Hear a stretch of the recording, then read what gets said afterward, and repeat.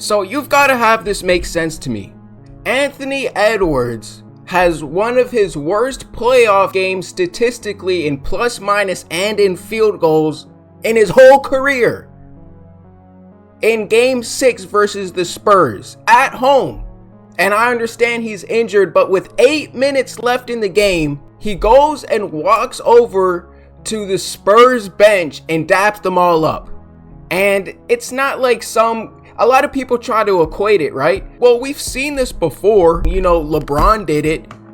Kyrie Irving did it. And you look at all these examples and it's like with like 5 minutes left, 2 minutes left. That's not equivalent at all. And you have such a bad performance and the reporters ask you about it and you reply with stuff like this. To them, it was just a better team. I think you went down to the Spurs bench with 8 minutes to go in the game. Like, what was kind of the thought process to do it in the middle of the game there rather than kind of waiting for the end?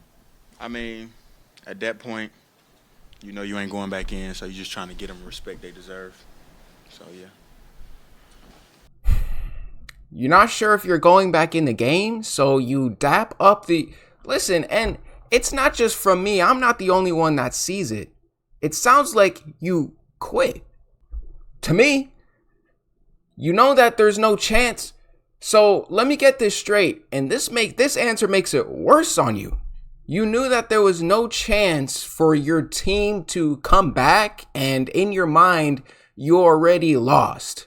So you go, and actions speak louder than words. You go and now literally turn your back on your team. Turn your back on your whole bench that's about to go in the game and walk over to the opposing team and dap them up?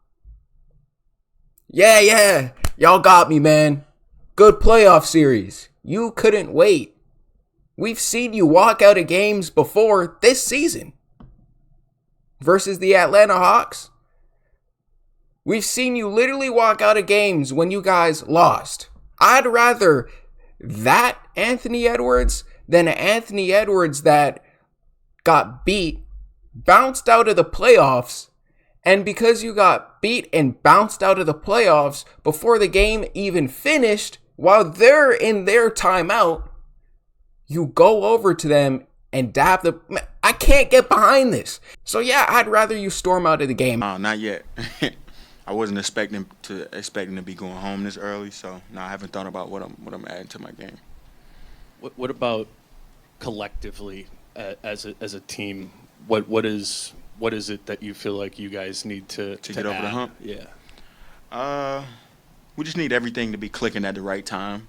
I think that's the main thing. Like, I think missing Dante is big for us, man. Like, he spreads the floor like no other. Like a series like this where they just double teaming. Like, I would love to have Dante in my slot and just throwing it to him the entire time and he shoot 23s. But he got hurt last series, so, you know, we tried to figure it out. But like I said, they were just a better team this series, so I tip my hat to those guys. And with your Ds, did you have any more spring by the end of the series than you did to start? Did it start to loosen up? Yeah, for sure. Yeah, it got better over the course of the series. But, I mean, that's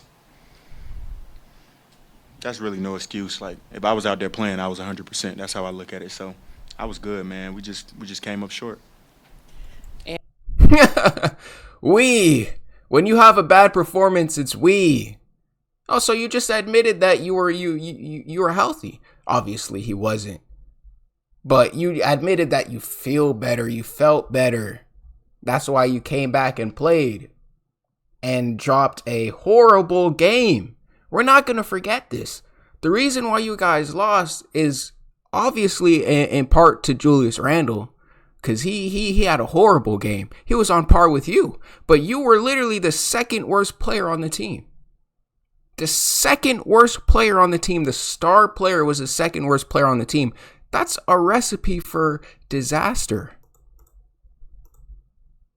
See at the 8:01 mark of the fourth quarter of a closeout game, but Anthony Edwards, knowing that Chris Finch is going to empty the bench, made his way to the San Antonio bench and dapped up players, coaches, one by one.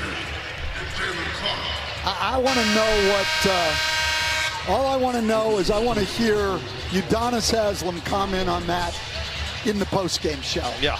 I would much rather see him wait till the end of the game. I don't care what you say right here, bro. This is bad. I don't care what you say. We see it after every NBA game. You have the opportunity to do this at the end of the game. All the players just end up dabbing up at the end of a game, especially at the end of a playoff series if you just lost. They'll all just give each other dab. I don't care if Anthony Edwards did this. I care about what it's sending a message to his team. If you see your leader and scratch leader, just if your teammate did this, bro, this is you're hanging with the ops while we're in battle right now. The game's not over. I'm sorry. This is the way that it is. And I'm telling you right now, as an NBA player, they probably feel and think this times 10. Because of how they're actually in it. They're way more competitive. They have a way more competitive mindset. Your friend, your teammate goes over to the enemies that you're playing. And while you guys are still forming plans, how you can get back in the game, forming strategies, right? Game plans. Writing down X's and O's, game plans, strategies, how you guys can still beat this team. One of the guys from your team leaves, literally walks to their side, leaves y'all in the dust, and goes and shakes hands with all of them. You might as well just put on a Spurs jersey at this point. I'm good, bro. I'm good. You bowed out? Don't even come back on this side. You chose your side. What are you going to do? Now you're going to sit on our bench after you just tapped out? Now you acknowledge that you lost in this way. How is anybody supposed to have any glimmer of hope? It's over. If you're a Timberwolves fan, this is bad. And you got to acknowledge it's bad. And it's not bad to say that it's bad. And I can hear the arguments already. And the argument being, well, it's a confirmed loss. They were losing by like almost 30 points and there was 8 minutes left and Chris Finch just called a timeout and, Anthony Edwards isn't going to get back in the game. So why is it bad that he did this?